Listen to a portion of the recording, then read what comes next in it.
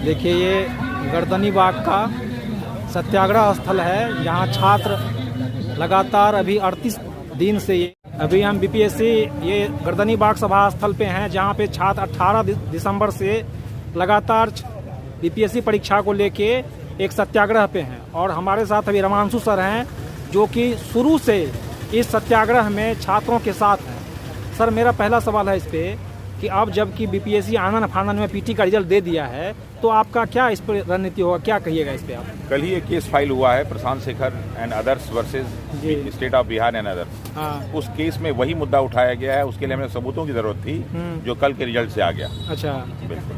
कल के रिजल्ट से क्या सबूत आया है? दरअसल क्या है कि हम लोग बार बार कह रहे थे, 2-3 बातें उन्होंने शुरू से कह रहे थे कि जो बाबू परीक्षा परिसर है वो एक सेंटर नहीं 22 सेंटर है। अच्छा। लोगों ने कहा कि एक ही सेंटर पे पेपर आउट है, एक ही सेंटर पे पेपर आउट है। हमने कहा बिल्कुल आपके हिसाब से देखी है, तो फिर 22 क्यों बना दिया? 22 आखिर क्यों बना दिया? खैर 22 उन्होंने बनाया। और फिर उन्होंने कहा था कि जो 4 वाले बच्चे होंगे उनको अनडिवाइडेड अटेंडेंस मिलेगा। क्योंकि इसमें सरप्राइज एलिमेंट जो चीज होता है एग्जामिनेशन में, जब बच्चे जाते हैं तो क्वेश्चन कैसा पैटर्न आ जाए इसकी जानकारी बच्चों को नहीं होती। लेकिन जब 4 का पेपर आया तो उसमें लगभग 37 प्रश्न ऐसे थे, या तो डायरेक्ट उसी कॉपी थे, या उनसे डायरेक्ट लिंक था, या इनडायरेक्ट लिंक था। यानी जो 13 वाले पेपर को ठीक से पढ़ ले तो 4 में 37 करीब क्वेश्चन सॉल्व भी कर लेगा।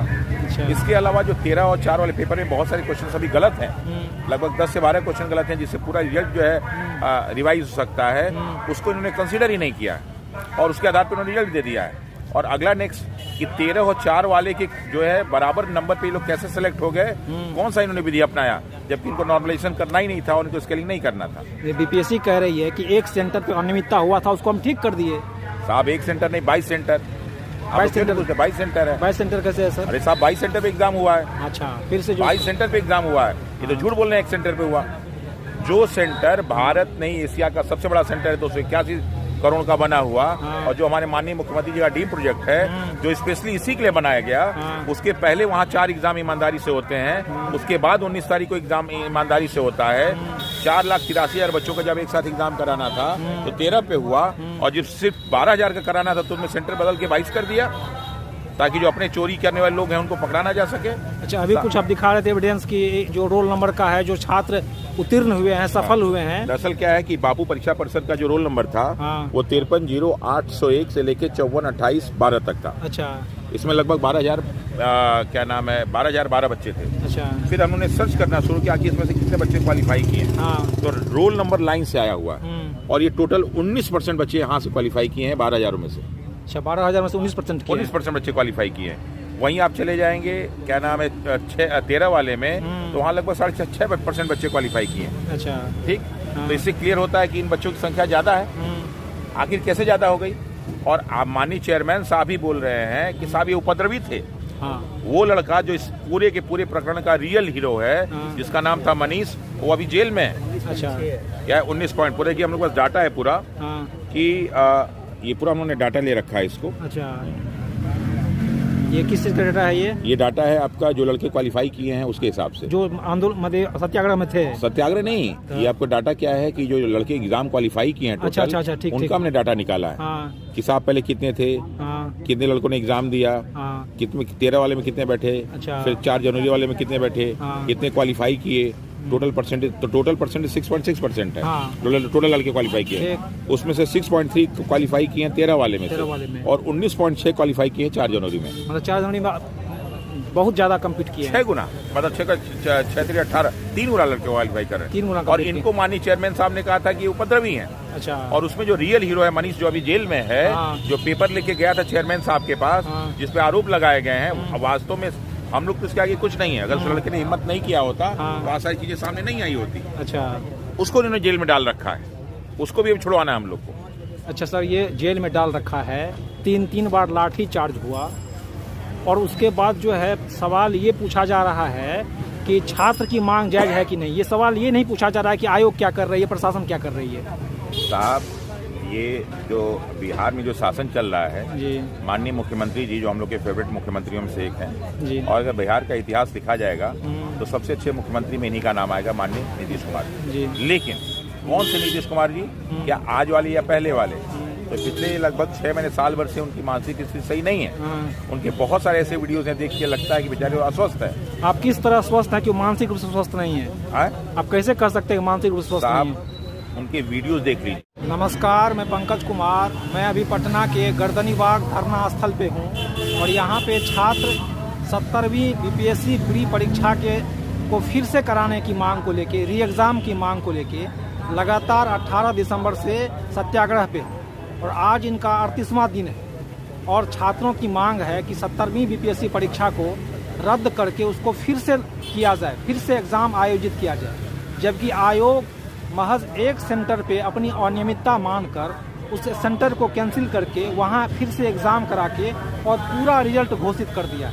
जबकि छात्र जो है इस रिजल्ट को मानने से सिरे से इनकार करते हैं और उनका कहना है कि सिर्फ एक सेंटर को नहीं बल्कि पूरे परीक्षा को कैंसिल करके फिर से री एग्ज़ाम किया जाए। और इस आंदोलन की मांग को लेकर जो 18 दिसंबर से चल रहा है, इस बीच 3 बार इस शांतिपूर्ण प्रदर्शन पे, शांतिपूर्ण धरना पे पुलिस का लाठीचार्ज, बर्बर लाठीचार्ज किया गया और छात्रों को पकड़ के जेल में भी डाला गया। उनसे ये लिखवाया गया कि आप धरना प्रदर्शन में भाग नहीं लीजिए। और बताते चलें आपको कि बीपीएससी जो 67वीं एग्ज़ाम हुआ था उसमें भी पेपर लीक हुआ था और उसको रद्द करके फिर से एग्ज़ाम हुआ था। तो छात्रों की ये मांग है कि आप एक बार इसको रद्द करके फिर से इस पर जो है फिर से री एग्ज़ाम कराया जाए। और इसको लेके कोर्ट में भी रिट दाखिल किया गया है। कोर्ट में वह मामला चल रहा है कि किस बिंदु पे छात्र जो है वो किस बिंदु पे अनियमितता हुआ है, उसको कोर्ट की हेयरिंग में दिए हुए।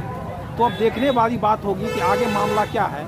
लेकिन इस बीच जिस तरह से घटनाक्रम हुआ है तो एक तरफ से पुलिस का दमन हुआ है और पहले आयोग जो है वो किसी तरह की अनियमितता से इनकार की। उनका कहना था कि छात्र नॉन सीरियस हैं, लेकिन जब ये स्पष्ट हो गया कि बापू सभागार को अनियमितता हुआ है तब वो सिर्फ उस सेंटर को जो है वो रद्द किए। इसके बाद छात्र लगातार शुरू से ही जिस प्रकार उनके कमेंट है देख लीजिए आपको। अच्छा, इधर का 1 साल का, 1.5 साल का, 2 साल का देख लीजिए और उसके पहले का देख लीजिए। पहली चीज, अभी हमारे पास एक वीडियो है।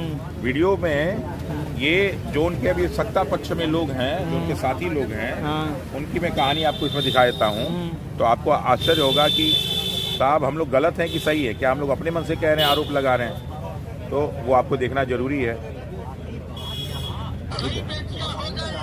बेटा हुआ माँ और बहन नीतीश कुमार की सभा में जाने से भागेंगे। नीतीश बाबू क्या हो गया? मानसिक संतुलन खो गए, इसलिए वो ऐसा कर। हाँ, ये पुराना है ये। ठीक है। हाँ, उन्हीं के उप मुख्यमंत्री जो हैं अभी वो कह रहे हैं। ये वो लोग हैं जिनको उप मुख्यमंत्री बनाया गया है। साहब हम नहीं कह सकते क्या? चिराग पासवान कह सकते हैं, ये पगड़ी चौधरी कह सकते हैं, ये लोग कह सकते हैं। साहब हम नहीं कह सकते। और जहाँ सत्ता पक्ष में गए सबका मुंह सिल गया। अच्छा सर, आज इस पे आ जाइए। ये बीपीएससी में जो है इसको लेके फिर रिट हुआ है साहब। हाँ, रिट हुआ है। इस पे क्या कहिएगा? कल रिट हुआ है। हाँ, कल जो रिट हुआ है, जो ये रिट है उसका मेन मुद्दा जो है वो असली मुद्दा यही है। असली मुद्दा इसमें ये है कि जो है बीपीएससी 70वीं जो है, इसमें देखिए लिखा हुआ है, पेपर में भी आया हुआ है ये, ठीक है। बीपीएससी 70वीं की पीटी पर रक्षा करा हाई कोर्ट में याचिका फिर से किया गया है, ठीक है ना। ये इसमें है, ये याचिका प्रशांत शेखर अन्य द्वारा की गई। अच्छा।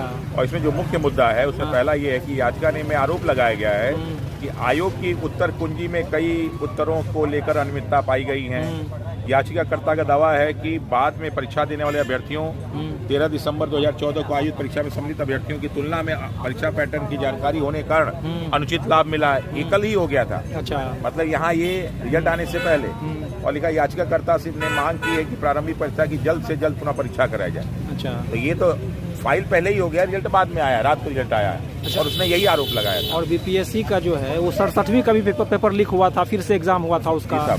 उससे पहले भी उस पर केस चलते रहा। कई 3-4 जो इसके चेयरमैन जेल में गए हैं और ये भी साहब जेल में जाएंगे। यहाँ से ये गुजरात नहीं जाएंगे, पहले जेल में जाओ। यही नहीं, इनके साथ जो है सत्यप्रकाश शर्मा वो भी जेल में जाएंगे, राजेश कुमार सिंह वही जेल जाएंगे, और रंजीत नाम का एक व्यक्ति जिसपे ऑलरेडी अपराध साबित हो चुका था, लगा हुआ है वो भी जेल जाएगा। इन्हीं लोगों डाटा बनाया सर। हाँ, अच्छा, 3-4 लोगों का डाटा बनाया हुआ है आप क्या? जेल नहीं, डाटा नहीं बनाया हुआ, ये लोग मुख्य लोग सम्मिलित है ना। अच्छा सर। जब होता है, जैसे मान लीजिए प्रधानमंत्री और उप मुख्यमंत्री और गृह मंत्री, होता है कैबिनेट, होता है ना किचन कैबिनेट, तो they are the member of the kitchen cabinet. अच्छा सर, ये कहिए राहुल गांधी यहाँ आए थे, वो क्या कहे, क्या लगता है आपको? देखिए राहुल गांधी जी की यात्रा थी, तो पहले एक ऑलरेडी वो जो है इसका ट्वीट कर चुके थे। तो जब यहाँ आए तो उन्होंने यहाँ के बच्चों को बुलाया, जो सत्याग्रह बच्चे बैठे हुए थे बहुत सारे, उनको 10 लोगों का डेलीगेशन टीम बनाया होटल चाणक्य में, और व्यक्तिगत रूप से उनसे मिले।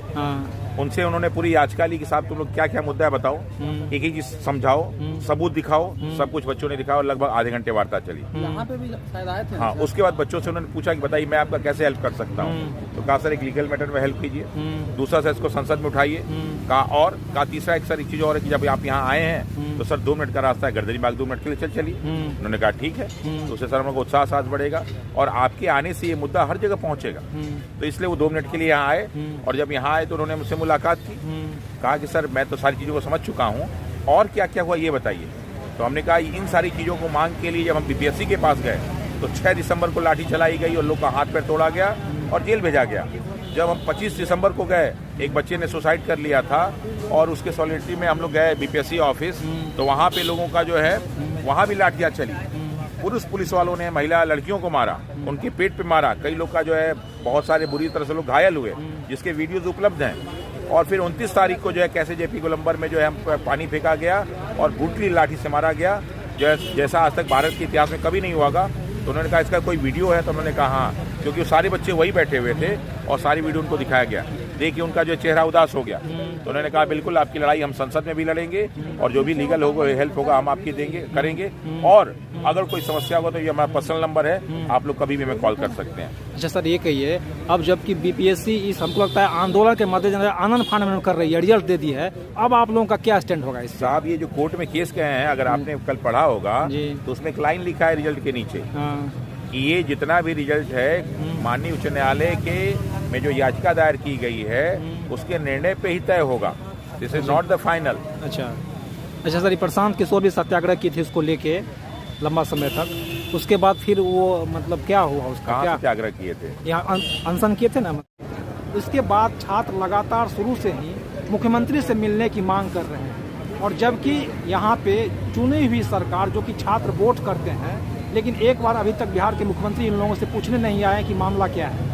और आप ये देखिए कि जब लोकतांत्रिक सरकार में दो तीन चीज़ें हुई इस बीच में, जो शांतिपूर्ण प्रदर्शन था उसका स्थल गांधी मैदान था शहर के बीच में, जिसको हटा करके गर्दनी बाग कर दिया गया है, जो एक नाला के किनारे बेहद गंदा और संकरा जगह है। और उसके बाद भी ये इतने दिन से सही या गलत वो तो बात की बात है, छात्र की मांग सही है या छात्र की मांग गलत है, ये तो एक तरह से बालहट और राजहट का मामला बन गया। तो इतना तो बनता है कि मुख्यमंत्री एक बार आते, लोकतांत्रिक तरीके से जो मांग हो रही है उस पर बच्चों से बात करते, बच्चों का सुनते। लेकिन कहीं ना कहीं ये छात्र आंदोलन जो है, छात्र की मांग जो है, वो 2 बिंदु को की ओर संकेत करती है। पहला ये है कि जो चुनावी लोकतंत्र है उसमें अभी जो छात्र का मुद्दा है, परीक्षा, शिक्षा, वो वोट का मुद्दा नहीं है। वो इसलिए जो सत्ता है, जो सत्ताधीश हैं या जो फिर विपक्ष है, वो दोनों अस्वस्थ है इस मामले को लेके कि ये चुनावी मुद्दा नहीं बनेगा। शायद वो लोग इसलिए इस मामले से उदासीन हैं। और ये भी दो तरफा देखना होगा कि जो छात्र अभी यहाँ लाठी खाए हैं, डंडा खाए हैं, धरने पे हैं, जब वो वोट करेंगे तो ये कहना मुश्किल है किस मुद्दे पर वोट करेंगे। पहले तो ये एक हो गया। उसके बाद इसमें पक्ष और विपक्ष, सत्ता और विपक्ष दोनों की एक तरह से आम सहमति है, दोनों की आम उदासीनता बनी हुई। जो मुख्य धारा की मीडिया है, खास करके प्रिंट मीडिया, उसके लिए महज एक घटना है ये। तो इसमें और यदि व्यापक परिप्रेक्ष्य में देखिए तो ये सिर्फ बीपीएससी के एग्ज़ाम या उसमें अनियमितता या री एग्ज़ाम का मामला नहीं है। लगभग 3.25 लाख छात्र एग्जाम दिए थे और 23,000 कुछ सीट है इसमें। ये जो है किए थे गांधी मैदान में सपोर्ट में थे सर। हाँ, तो वो कहिए ना कि उन्होंने आमरण अनशन किया था। हाँ, गांधी मैदान में बिल्कुल किया था। हाँ, तो फिर उसका क्या लगता है आपको? फिर अपना वो जो है वो देखिए उन्होंने देखिए जो भी व्यक्ति, कई लोगों ने हम लोग का हेल्प किया, तो उन सभी का हम स्वागत करते हैं। उन्होंने आमरण अनशन किया, बहुत अच्छी बात है। फिर जो है कई जगह मुद्दों को उठाए, ये भी बहुत अच्छी बात है। तो अगर कोई भी व्यक्ति आना चाहिए, सबको उठाना चाहिए। अच्छा, आम जन इस चीज़ को उठा रहा है तो भी उठा रहे, बहुत अच्छी बात। लेकिन उन्होंने कहा था कि जो पुलिसकर्मी लाठी चार्ज किया है किसी को छोड़ा नहीं जाएगा, फिर क्या हुआ इस पे? ये साहब उनसे जाके पूछिए। अच्छा, ये उनकी बात नहीं होती ना। इन प्रश्नों का जवाब तो मानिए जो है प्रशांत किशोर जी देंगे ना। अच्छा सर, इन तमाम चीज़ों के बीच में लास्ट मेरा ये है, लंबा खींच गया, कि इतना चीज़ हुआ है, छात्र का मांग है, यही छात्र चुनते हैं सरकार को, तो आपको क्या लगता है मुख्यमंत्री अभी तक मिलने नहीं आए हैं, तो कौन चीज़ है जो उनको बल देता है कि नहीं मिलेंगे हम कुछ, मतलब जो है ये क्या आखिर उनको ऐसा शक्ति है जो ऐसा छात्रों को इग्नोर कर रहे हैं? वो छात्रों को इग्नोर नहीं कर रहे हैं, छात्रों से मिलने नहीं आ रहे हैं, बल्कि जाके आप लोग मैं भारत के सभी महान मीडियाओं से, नेशनल मीडियाओं से कहूंगा कि आप लोग साहब एक प्रेस कॉन्फ्रेंस करवाइए और वहां पे आप आधे घंटे माननीय मुख्यमंत्री जी को बैठाइए और उनसे पूछिए कि गर्दनी बाग में क्या हो रहा है, आपको मालूम है? नहीं सर, सारे लोग अभी कुंभ दिखाने में लगे हुए हैं। सारे मीडिया वालों से पूछिए। जो आजकल देखिए आरोप लगता है मीडिया पहले निष्पक्ष हुआ करती थी, आज निष्पक्ष नहीं है, या तो पक्ष में या तो विपक्ष में है। कोई भी मीडिया मैं जानता हूं कि मैक्सिमम मीडिया, लोकल मीडिया जिसमें कोई दल, कोई दबाव नहीं, कोई खर्चा नहीं है, खासकर यूट्यूबर जो है, तो इसलिए खासकर यूट्यूबर मीडिया जो है, सोशल मीडिया जो है, वो निष्पक्ष है, वो सब कुछ दिखाती है। उसमें भी कुछ लोग हैं जो आगे बढ़ गए हैं, तो वो पक्ष विपक्ष वाले हैं। अच्छा। तो हम लोग के मुद्दा को भी ज्यादातर उठाने वाले तब जाके नेशनल मीडिया में पहुंचा। जब आते हैं बड़े बड़े नेता तो सब लोग चले आते हैं। तो आपको क्या लगता है कि नीतीश कुमार को कहा नहीं, कन्विंस नहीं किया गया इस तरह से? साहब उनको जानकारी ही नहीं है, अस्वस्थ है मानसिक रूप से। अच्छा, यही तो हम लोग बार बार कह रहे हैं। ये वीडियो तो आपको इसीलिए हमने दिखाया है ना, जिस बात को चिराग पासवान कह रहे हैं, जिस बात को सम्राट चौधरी कह रहे हैं, जिस बात को बाकी सारे नेता लोग कह रहे हैं, वही तो हम लोग बात कह रहे हैं। अच्छा, और ये जो है, जब मीडिया की बात आ गई तो शुरू से मीडिया का एक खास करके प्रिंट मीडिया जो है वो इसके प्रति उदासीन रहा है। प्रिंट मीडिया, कुछ बड़ा मीडिया पटना का खास करके, और वो एक तरह से कहीं ना कहीं छात्र को ही विक्टिम के रूप में वो दिखा रहा है, या कुछ बड़ा घटना हुआ तो उसको रेंडमली छाप दिए, मतलब दूर से देख रहा है इसको। जैसे क्या था ना कि शुरुआत में जब हुआ तो कई लोग इसको दबाने की कोशिश की। अच्छा, कई, चाहे मीडिया हो चाहे जो भी हो, और इसमें कहा गया ये है वो है। और याद है मुझे कि हम लोग के साथी रोहित सर, जब उनको गिरफ्तार किया गया, वो भी गिरफ्तार नहीं, किडनैप किया गया उनको। अच्छा, रात में 1:30 बजे उनको किडनैप किया गया पुलिस द्वारा। गिरफ्तार, ये डिटेन अलग होता है, और गिरफ्तार उनको काले रंग के स्कॉर्पियो के, जिसका उन्होंने वीडियो बना लिया था और सब जगह चलाया गया था। पेपर में अगले दिन प्रिंट मीडिया वाले, क्योंकि इनको पैसा मिलता है सरकार से ना, ये भी निष्पक्ष कहाँ है। अभी हिंदुस्तान पेपर ने छाप दिया कि 501 को जो है वो शामिल किए जाएंगे। अगर मैं होता तो बैन लगा देता, केस कर देता इसमें, और ये चुपचाप देख रहे हैं लोग। तो प्रिंट मीडिया ने अगले दिन पेपर में छापा कि इस आंदोलन का मास्टरमाइंड पकड़ा गया और दिल्ली से फंडिंग, और उनको जो है थाने में करके ईओयू की चेक इन होने लगी। अच्छा। और अगले दिन फिर जब मैंने कहा कि साहब आइए, जिसको फंडिंग देखनी है आके यहाँ बैठ जाइए।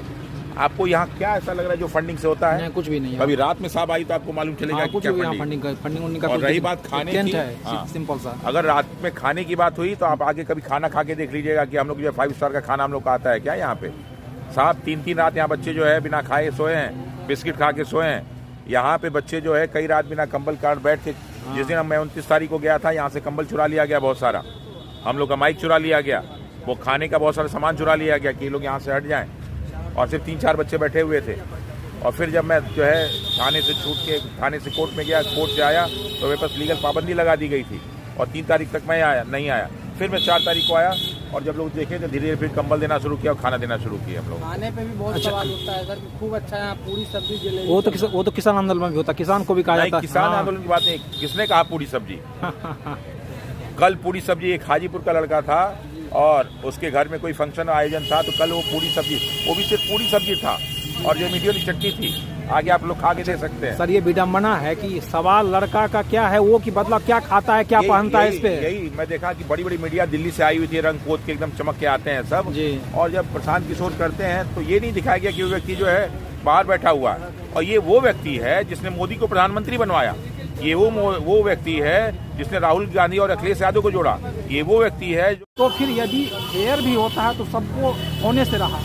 ये छात्र आंदोलन जो है वो बिहार में पूरी तरह से शिक्षा व्यवस्था जो बर्बाद हो चुकी है, उसके बाद जो परिस्थितियां उपजी हैं वो इनको रिफ्लेक्ट करती है, वो इसका प्रतिबिंब है। यहाँ अब 2 तरह से बिहार में, एक तरह से छात्रों का पलायन हो रहा है, एक तरह से मजदूरों का पलायन हो रहा है, और विगत 3 दशक में अस्थायी सरकार के बावजूद यहाँ शिक्षा व्यवस्था बर्बाद हो चुकी है।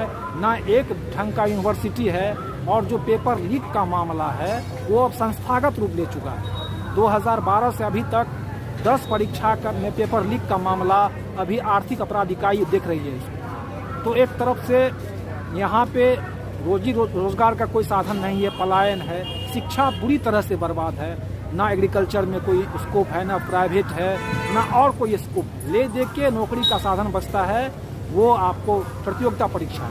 और इसमें जब राज्य की शिक्षा व्यवस्था ध्वस्त है तो कोचिंग के भरोसे अपने सेल्फ स्टडी के दम पे छात्र के लिए जीवन मरण का प्रश्न होता है, और उसमें जब अनियमितता होती है तो छात्रों के लिए कहीं कुछ मौका नहीं मिलता।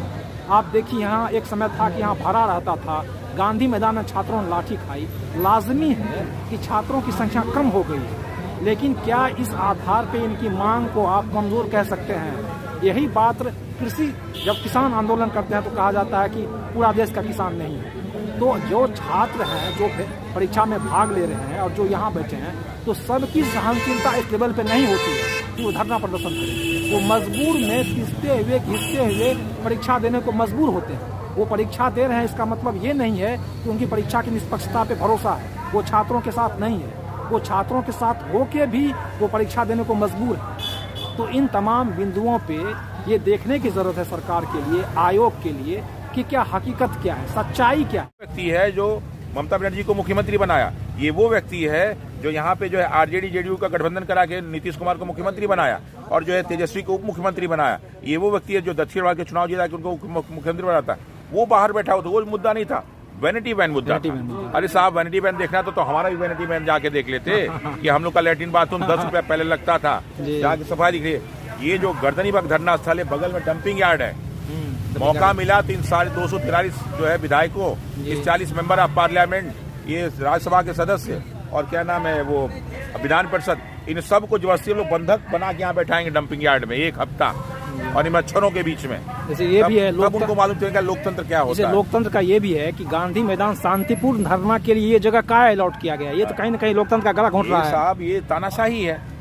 ये नेता जो है ये 1-1 करोड़ की गाड़ी में चढ़ते हैं और चलते हैं तो 8-8 गाड़ियां इनकी चलती हैं, और ये जाके जो है 25 बीघे के जो है महलों में रहते हैं। सारे प्रकार की, कभी आप एक आने मार्ग में चले जाइए, आपको कहीं भी जो एक तिनका नहीं मिलेगा। और यहाँ बगल में कूड़े का डंपिंग यार्ड है, वो तो हम लोग आए तो थोड़ा सा साफ सफाई हो गया, हम लोग रोज झाड़ू लगा लगा के इसको मंदिर बना दिए हैं। पीछे चले जाइए, कूड़ा देख लीजिए, चले जाइए कूड़ा देख लीजिए। सामने नाला होता था, उसमें जो है बदबू होती थी। ये तो हम लोग आए तो ये सब सामने घेरे हैं सब। ऊपर से तोड़-फोड़ का आरोप भी लगाया जाता है। आप तोड़-फोड़ का आरोप लगाया कि भाजपा कार्यालय में तोड़-फोड़ किया। हॉस्पिटल में जाके हॉस्पिटल वालों से पूछ लिए, बगल में थाने वाले उनसे पूछ लीजिए कि साहब ऐसा सत्याग्रह देखा नहीं। यहाँ के पेड़ पौधे से पूछ लीजिए, पशु पक्षियों से पूछ लीजिए, कीड़े मकोड़ों से पूछ लीजिए कि हमने किसी को परेशान किया हो। यहाँ के दुकान वालों से पूछ लीजिए, वो जाके हम लोग को मुफ्त में चाय पिलाती है। अच्छा सर, एक लास्ट सवाल बहुत आपको परेशान किए, ये जो है जो छात्र एग्जाम में सम्मिलित हो रहे हैं उनके बारे में क्या संदेश दीजिएगा? साहब देखिए, जब भारत की आज़ादी की लड़ाई लड़ी तो हर व्यक्ति उसमें शामिल नहीं था, ठीक है। इसीलिए आज इतिहास में उन लोगों को पढ़ा नहीं जाता। बहुत सारे लोगों ने गद्दारी की, उनको इतिहास में पढ़ाया जाता है। जिन लोगों ने, आज भी हम लोग मंगल पांडे को जानते हैं, आज भी हम लोग चंद्रशेखर आजाद, भगत सिंह को जानते हैं, आज भी हम तिलक को जो है क्या नाम है जतीन दास को जानते हैं, शेर अली खां जिसने लॉर्ड मेयो की हत्या की थी उसको जानते हैं। लेकिन बहुत सारे लोग, करोड़ों लोग रहे, उनको हम नहीं जानते। भगत सिंह क्या नाम है, सुभाष चंद्र बोस यूपी ICSE परीक्षा में 4था पोजीशन पा के छोड़ दिए थे, उनको जानते हैं। उस वर्ष का कौन टॉपर है आप नहीं जानते। तो साहब ये नौकरी करके कीड़े मकोड़ों की तरह मरने वाले कोई नहीं जानता। इनको लग रहा होगा कि हम PT क्वालिफाई कर लिए हैं। साहब लास्ट में जब रिजल्ट आएगा तो फिर इसमें से 19,500 बाहर किए जाएंगे और आंखों से आंसू गिर रहा होगा, और तब याद करेंगे कि अगर भाइयों का साथ दिए होते तो ये दिन देखने नहीं पड़ते। अच्छा सर, आपको नहीं लगता कि जाति की राजनीति जो है वो इतनी मजबूत है कि छात्र का मुद्दा नहीं बन पाता है, और जो सत्ता है वो उदासीन रहता है इस बात से कि वोट तो पड़ेगा जाति पे? यही सबसे बड़ी समस्या को हमने सॉल्व कर दिया है। वो कैसे सर? जिस दिन JP गोलंबर में मैं गिरा हुआ था, तो अपने टीचर के लिए जिस लड़के के गोद में मेरा सर था उसका नाम था इरशाद। जिस लड़के के हाथ में मेरा जो है ये वाला हाथ था, वो मेरा हाथ मिल रहा था, वो जो है यादव जाति का था। जो लड़का ये कर रहा था वो SC कैटेगरी का था। जो लड़की मेरा पैर जो खोल रही थी मनीषा, वो हम लोग जानते भी नहीं कौन किस जाति का है।